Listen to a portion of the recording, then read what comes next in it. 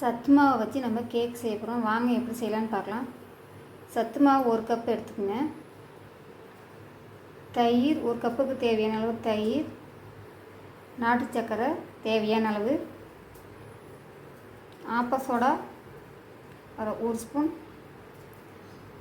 ஏலக்காய் தூள். இப்போ நம்ம வாங்க எப்படி செய்யலான்னு பார்க்கலாம். ஒரு மிக்ஸி ஜாரில் சத்து மாவு சேர்த்துக்குங்க.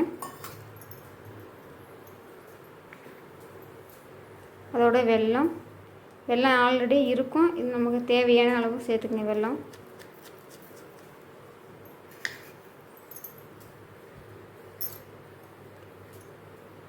தயிர்,